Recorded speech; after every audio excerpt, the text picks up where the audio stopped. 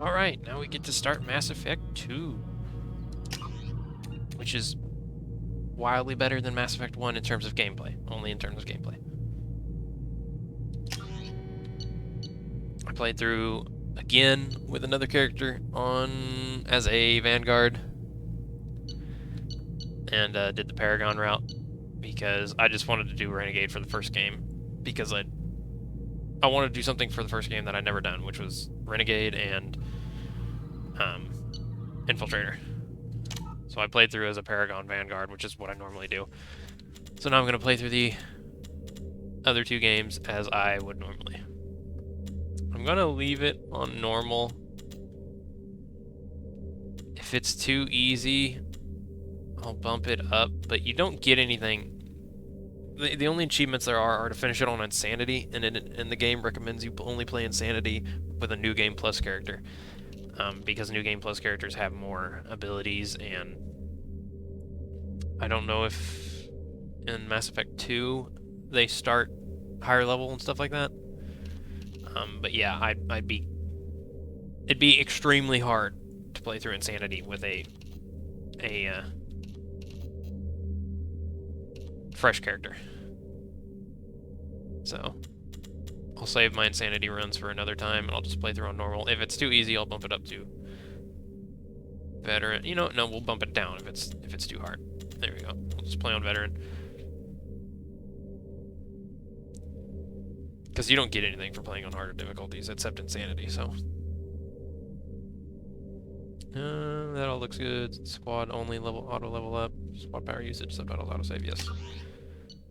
Now normally I would only start my first recording after I've made my character, but you play a prologue and then you create your character, so I'll end the recording after the prologue, create the character, and then restart.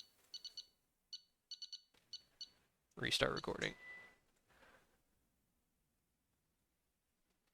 So I'm rank 50. I was rank 55 in the first game.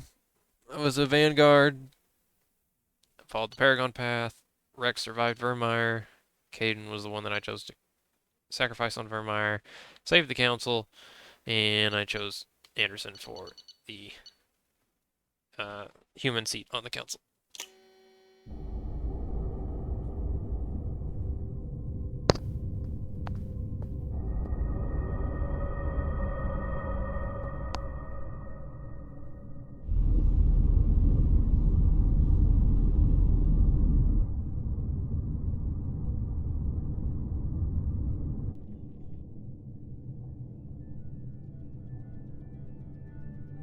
Shepard did everything right. More than we could have hoped for. Commander Shepard uncovered the truth. And still, it's not enough. We're at war. No one wants to admit it, but humanity is under attack. But they're sending him to fight Geth. Geth. We both know they're not the real threat. The Reapers are still out there. And it's up to us to stop them. The Council will never trust Cerberus. They'll never accept our help, even after everything humanity has accomplished. But Shepard, they'll follow him. He's a hero, a bloody icon. But he's just one man. If we lose Shepard, humanity might well follow. Then see to it that we don't lose him.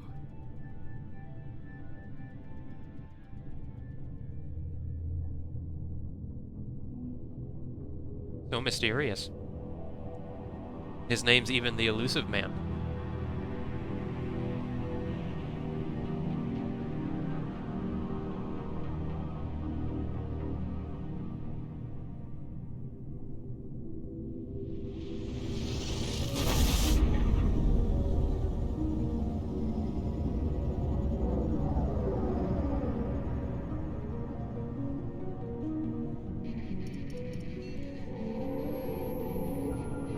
Welcome back to the Normandy. Disengaging FTL drives.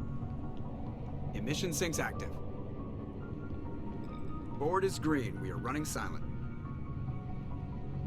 We're wasting our time. 4 days searching up and down this sector, and we haven't found any sign of Geth activity.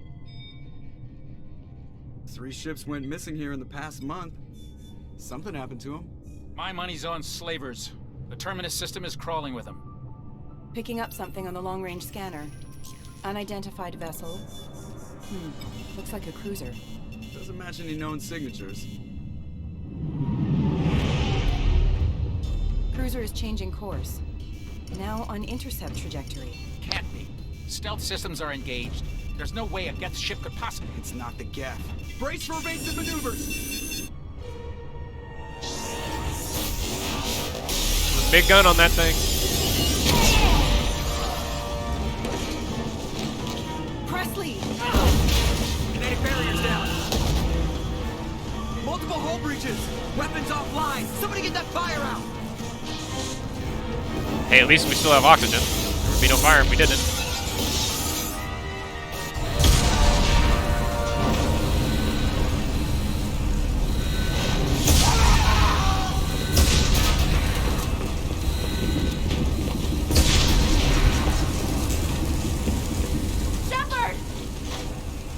Distress beacon is ready for launch.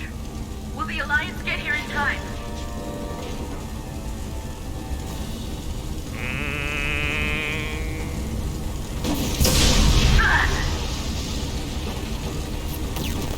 I'm not doing this just so they can find our frozen corpses. Get everyone onto the escape shuttle. Joker's still in the cockpit.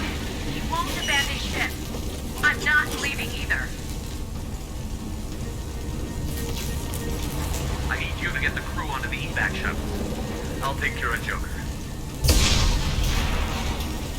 Commander, Ashley, go.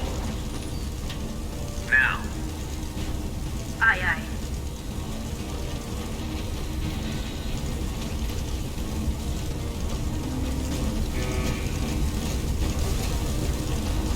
Everybody in. Go, go, go!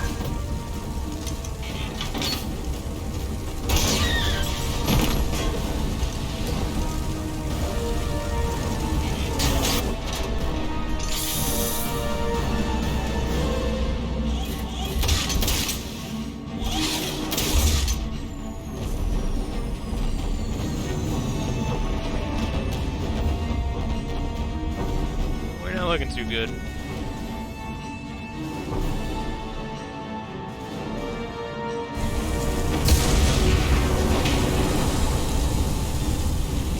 After the entirety of the first game, Normandy goes down just like this. Mayday! Mayday! Mayday! This is SSV Normandy! We've suffered heavy damage from an unknown enemy.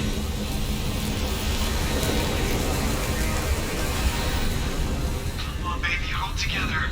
Hold together.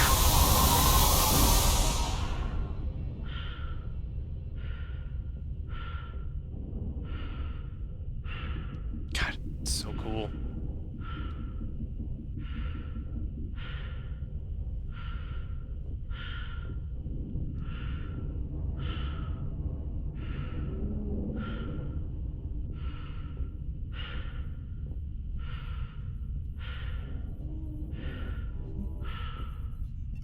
Come on, Joker.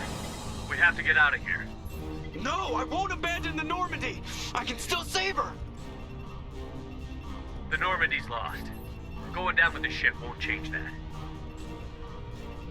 Yeah, okay. Help me up. He can't evacuate anyways. He's got Froelich syndrome.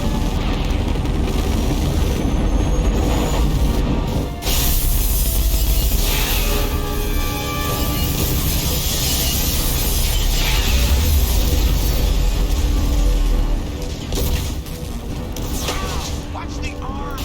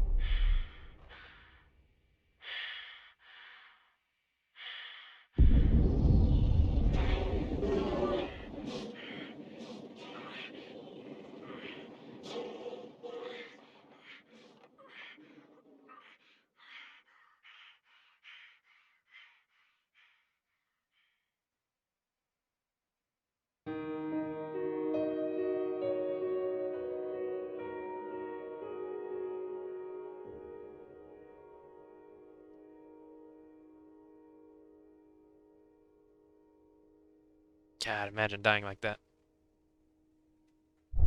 Your oxygen fails, and then you burn up in Atmo.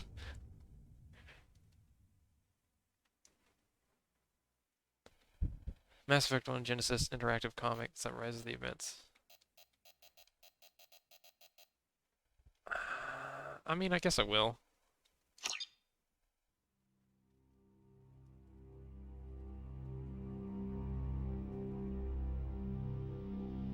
Just another routine mission. Why do they always say that before a mission? Of course it's routine. You haven't done anything yet. It's everything that happens along the way. The choices you make, the paths you choose, that turn the routine into anything but. Of course, that's how it started. A routine mission, answering a distress call. And look where that got me. We were testing out the Normandy, Captain Anderson's new ship, when the distress call came in. An Alliance patrol on Eden Prime had been attacked. They'd seen something they couldn't explain. And whatever it was massive. I hit the ground with my lieutenant, Kaidan Alenko. A good kid, loyal, by the book, with a talent for biotics. We came across the lone survivor of the patrol, Gunnery Chief Ashley Williams. A soldier to the core. Tough, disciplined, ready to take on whatever came her way. Ashley joined up with us and took us to the spot where she lost her squad. That's when we saw it. The ship. Like nothing I'd ever seen. It was massive, scorching the colony and everything around it as it blasted away. We followed the path of destruction to an artifact, a beacon left by a long-dead race called the Protheans. The colony had dug it up, and whoever attacked them had tried to take it. Chief Williams made the mistake of getting too close. It hit her with some type of energy. I grabbed her and threw her out of the way. That's when it hit me. Hard. Every muscle in my body went rigid. I couldn't move, could barely breathe. Everything went black. And then I saw something. A vision. Dream. A nightmare. By the time I woke up, we were halfway to the Citadel on our way to meet the Council. I was expected to explain what I'd seen. Anderson came along. So did Adina, our political representative on the Citadel. With those two heavyweights, it seemed reasonable we could persuade the Council that the ship we'd seen was a potential threat, as was the individual behind the attacks. The main suspect for the Eden Prime massacre was a Turian Spectre named Saren. He'd been seen by one of the survivors from the colony at Eden Prime, and there was some evidence to suggest that the ship was connected to Saren. But even Adina's pointed accusations weren't enough to convince the Council. They just couldn't believe one of their chosen elite Spectres could be guilty of something like that. They needed proof, which meant I needed proof. Fortunately, I wasn't alone in my search. Garrus, another Turian, wanted to help. A top agent for Citadel Security. Despite orders from his superiors that he shouldn't get involved, he told me he was suspicious of Saren, and he had some useful leads. More importantly, he was willing to share them. That led me to Rex, the biggest, nastiest looking Krogan bounty hunter I'd ever seen. He turned out to be more than just a brute. It was his intel that led to a fugitive with incriminating evidence on Saren. The fugitive turned out to be an energetic little Quarian named Tali. A tech expert with a knack for hacking, she'd procured some information on Saren. Evidence that proved Saren was dirty. Tali's evidence proved that Saren was responsible for the massacre on Eden Prime, and that the immense warship we'd spotted was in fact Saren's flagship. But it went much further. Saren was trying to find a way to bring back a race of sentient machines from dark space. Machines allegedly responsible for cleansing the galaxy of all organic life. These Reapers were blamed for wiping out all life 50,000 years ago, including the Protheans, then disappearing back through the mass relays to dark space, leaving no trace they'd ever been. That explained why Saren was after the beacon, and it made some sense out of my visions. But not much else. We couldn't convince the Council that the Reapers were a threat, but they agreed Saren had to be stopped. They stripped him of his Spectre status and gave me the honor of becoming the first human Spectre. My first task? Bring down Saren. Anderson decided to stay behind, giving up his ship, the Normandy. He told me I would need it more than he would. He also pointed me in a direction. Liara, a Prothean expert, adept in biotics, and maybe most importantly, daughter of Benezia, Saren's top lieutenant. And like most Asari, as beautiful as she is intelligent, and born with a unique ability to meld with other species. Liara was able to help me decipher some of the vision the beacon had given me. Nothing concrete, but it gave me some clues. And a new appreciation for the Asari. Her technique for accessing my vision was unexpected, but not at all unpleasant. Ashley was a little concerned about the connection I shared with Liara. As commander, I knew either relationship had the potential to interfere with the mission. I told Ash I wasn't interested in Liara. I had my eyes on someone else. But we agreed we wouldn't let it get in the way of our mission. Finding Saren. Yeah, I romanced Thanks to Liara's help, Ashley on my we second had character. our next lead, Benezia. Saren had taken her to Novaria, where he'd enslaved a dangerous race of insect-like creatures, the Rachni. He ordered Benezia to use the same technique Liara had used on me to extract information from the Rachni Queen. The Queen's drones were everywhere, and they weren't happy. We had to fight through hundreds of them to get to Benezia. By the time we arrived, Saren was gone. With the information. I tried to reason with Benezia, but Saren had indoctrinated her. He had somehow acquired the ability to control people's actions and wills. Benezia wouldn't surrender, and Liara was forced to watch her mother die in her arms. And I was left with an angry, dangerous Rachni Queen to deal with. She claimed her drones would do no harm if I released her. But the Rachni had terrorized the galaxy before. I couldn't do it. I wouldn't doom an entire species for past sins. And the Queen was true to her word. She left and took her army of drones with her. With Saren's top lieutenant dead, he was quickly running out of time and places to hide. I tracked him down at his base on Vermeer, but we soon learned it was more than a base of operations. It was a breeding ground. Saren was breeding an army of Krogan. He'd found a cure for the genophage, a disease inflicted on the Krogan to prevent them from breeding and taking over the galaxy. It skipped over Pharos. But the Krogan Saren was breeding were slaves. Mindless beasts that obeyed Saren's will. I had to destroy the base, and all its research. Rex disagreed. Violently. Rex wanted the genophage cure for his people. I tried to convince him to help me destroy it, that these Krogan weren't real. But he wouldn't back down. Fortunately, Rex is smarter than he looks. He realized this wasn't the way to help his people, and that Saren was the real threat. When we finally got to the center of the base, I realized just how close Saren was to completing his plan. He was already in communication with the Reapers. Sovereign, Saren's flagship we'd all assumed was just a ship, was a Reaper. It spoke to me, threatened me. I could feel the menace it had for every living thing. It wanted me dead. It wanted us all dead. And I knew it was capable of doing just that. What I couldn't understand was why Saren would help it. But there was no time to think about it. Sovereign knew where we were. We had to destroy the base and get the hell out. I split up my team in 2 squads, sending Ash with one and Kaidan with the other as a distraction. We had a nuke, and we planned to use it. Before we could detonate the bomb, Saren showed up. We fought.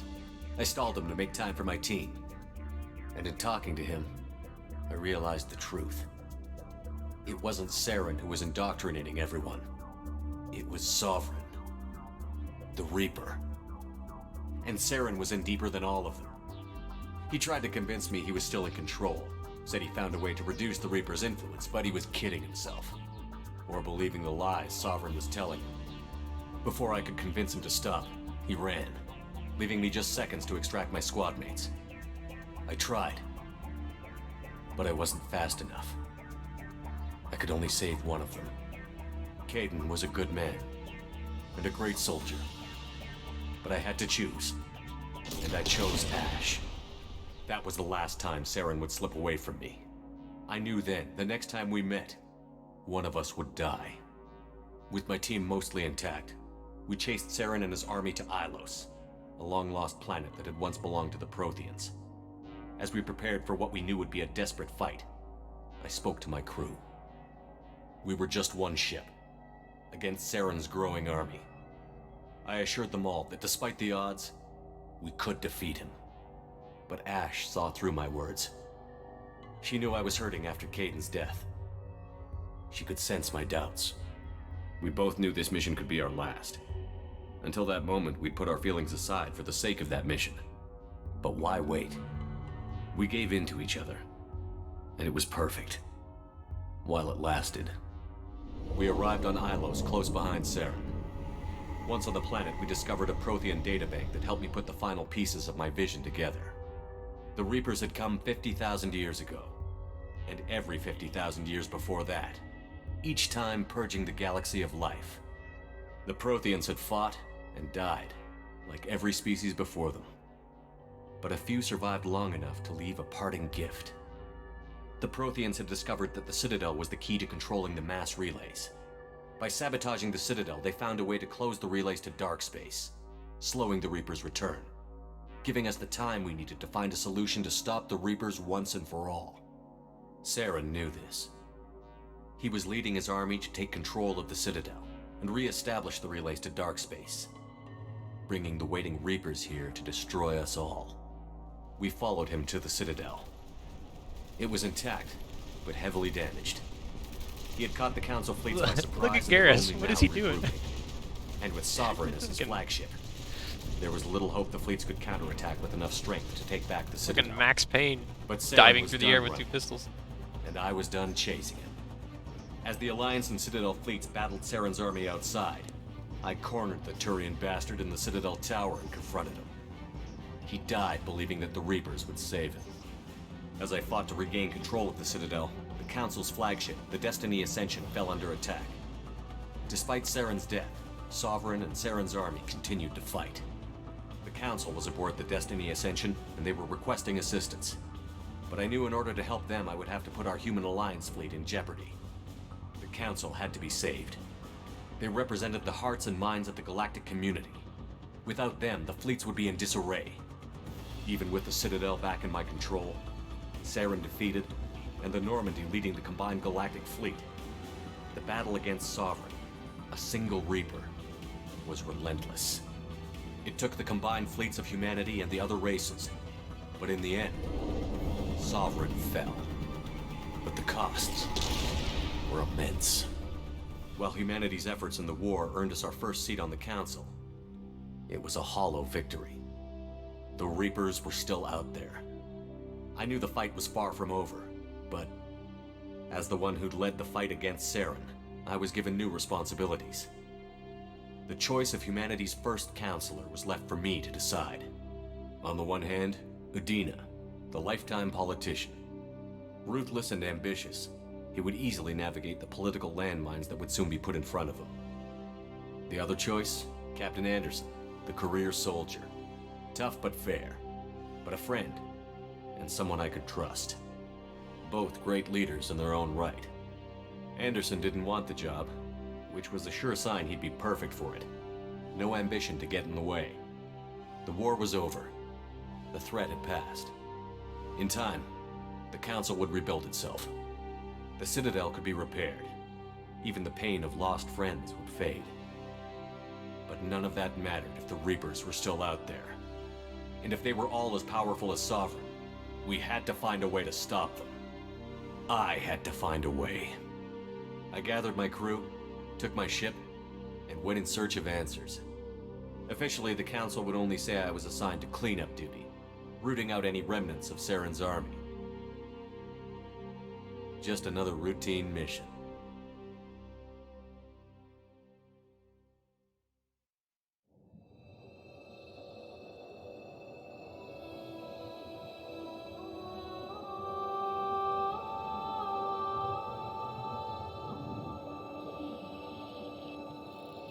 Commander Shepard has been recovered. The Lazarus Project will proceed as planned.